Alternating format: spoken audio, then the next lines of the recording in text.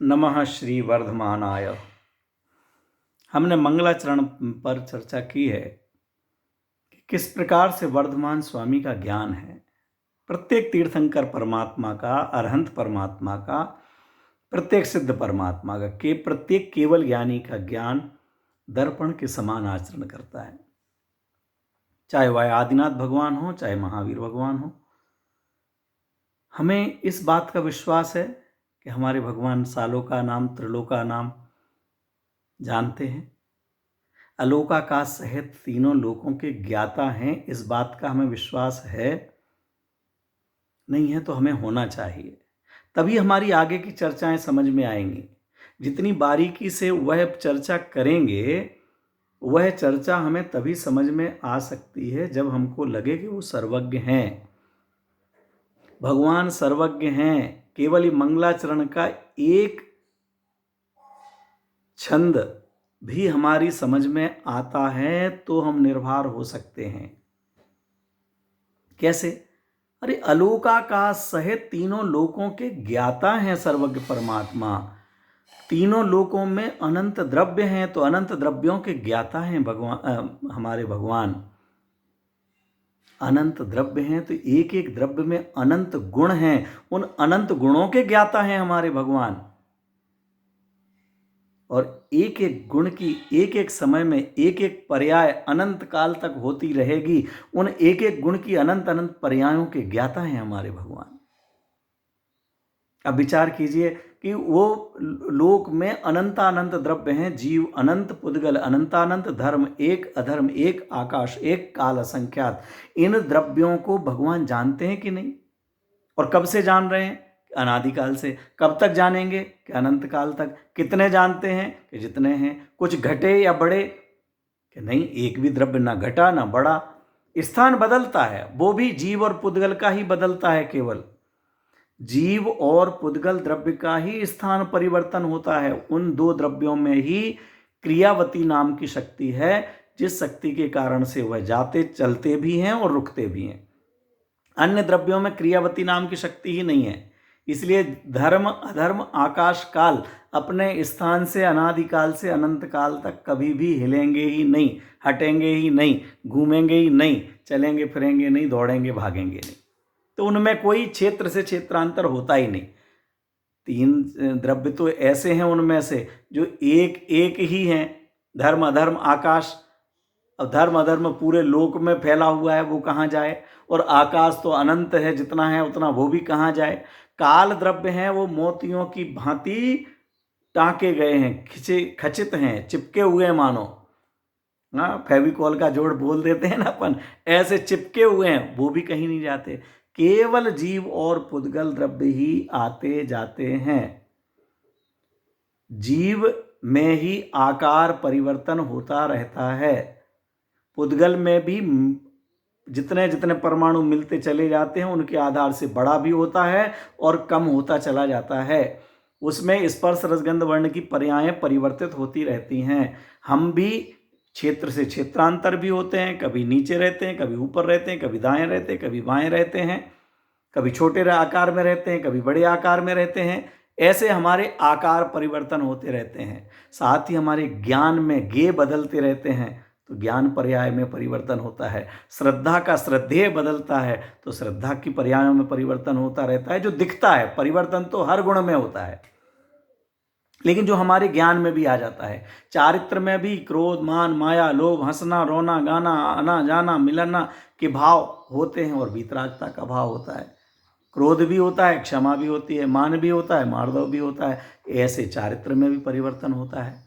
और श्रद्धा ज्ञान चारित्र में परिवर्तन होता है।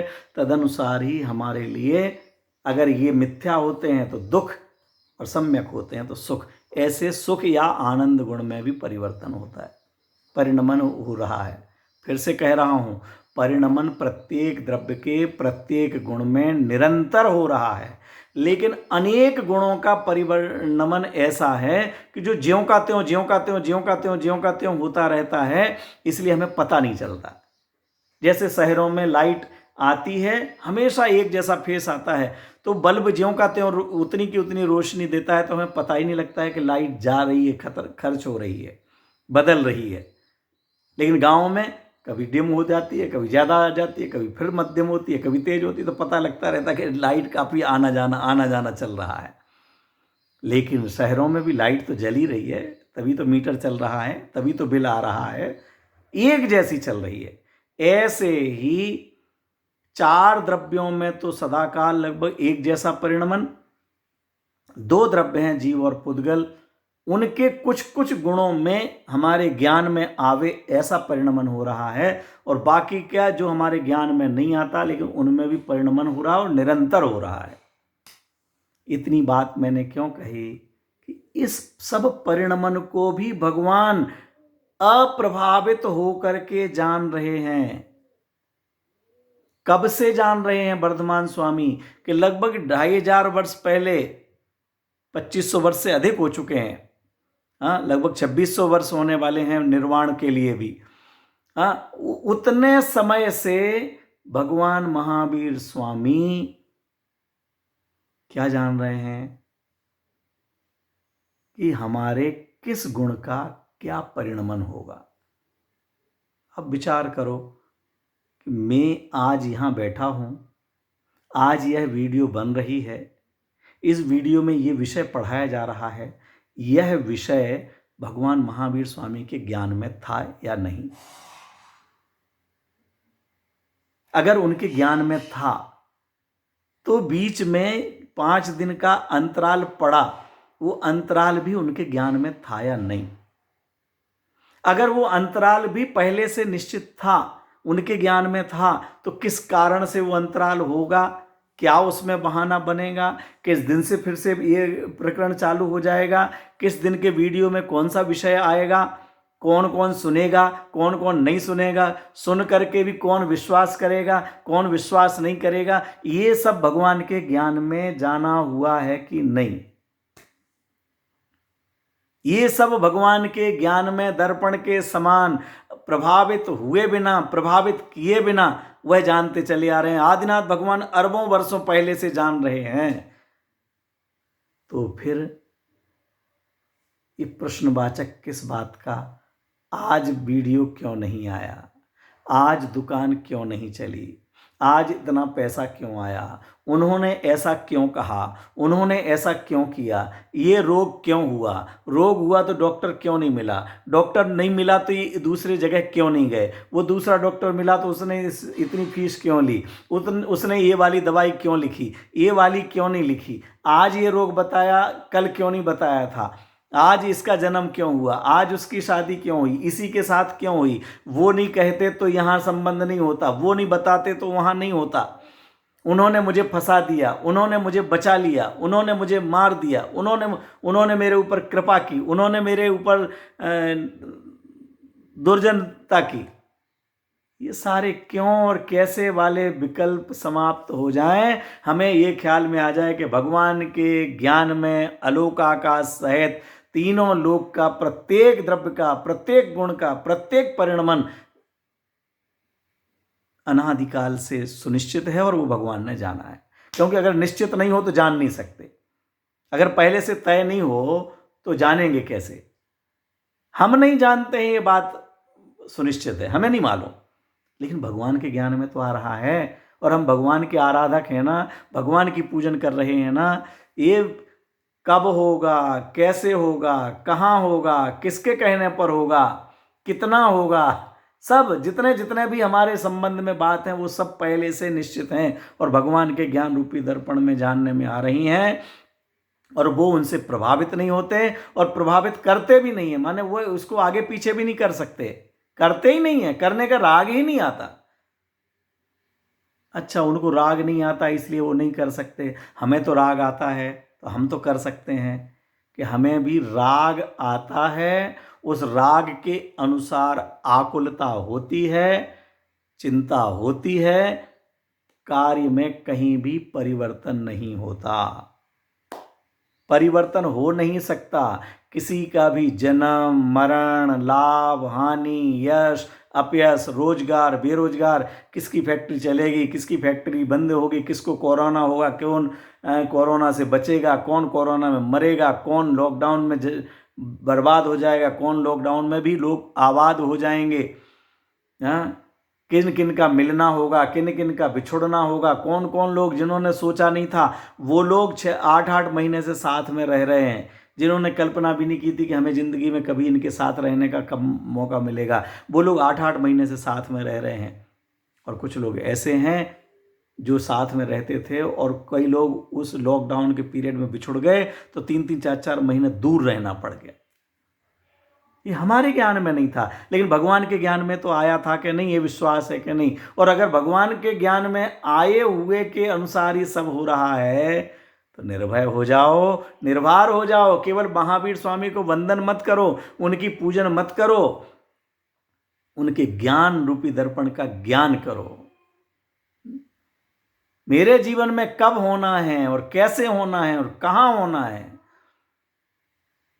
केवल क्या होना है इतना तय नहीं है। ध्यान रखना मित्रों, बहुत से मित्रों को ये होता है कि बस ये होना है तो फिर कैसे हो जाएगा ना अपने आप। नहीं भाई, अपने आप नहीं, किस में होना है, क्या होना है, कब होना है, किसके निमित्त से होना है, ये सब तय है। 5 समवाय जो कहलाते हैं, स्वभाव, पुरुषार्थ, काललब्धि, होनहार और निमित्त, ये 5 सुनिश्चित हैं और 5 ही, जब भी काम होगा तब 5 होंगे। इसलिए यह प्रश्न करना कि ये नहीं हुआ तो, वो नहीं हुआ तो, ये समय नहीं आया तो, वो समय नहीं आया तो, वो समय पर निमित्त उपस्थित नहीं हुआ तो, ये सब तो लगाना व्यर्थ की कल्पना है। सच में तो जब जो कार्य होना है उसका समय भी निश्चित है, उसका निमित्त भी निश्चित है। वो निमित्त कहीं भी हो, हजारों किलोमीटर दूर हो, वो हवाई जहाज से चल करके आपके बीच में आ जाएगा। अगर वो काम होना है, आपने सोचा भी नहीं होगा ये कहाँ से आ गए। आपका जिस क्षेत्र में जाकर के लाभ हानि होना है, जन्म मरण होना है, आप कब और कैसे वहां पहुंच गए आप कल्पना भी नहीं कर सकते। जहां जाने का नहीं सोचा होगा वहां पहुंच जाएंगे हम।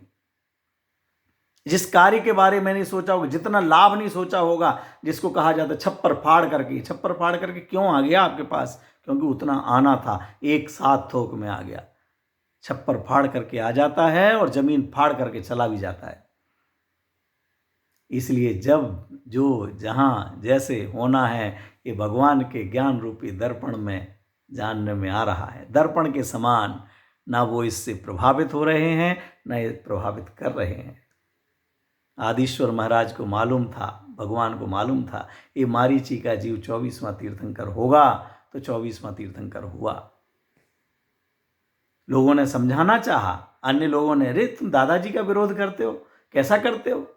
और अनेक लोगों ने समर्थन किया कि हाँ हाँ तुम भी पहले तीर्थंकर, वो वहाँ के पहले तीर्थंकर, हमारे पहले तीर्थंकर आप। लेकिन क्या वो तीर्थंकर हो पाए? कब वनवास होना है, कब रनवास होना है, कब रानी बनना है, कब आरिका बनना है। सीता का के जीव को, सीता को कब वनवास में रहना है, कब रनवास में रहना है, और कब आरिका का व्रत लेकर के वनवास में रहना है, ये सब भगवान के ज्ञान में पहले से जाना हुआ है।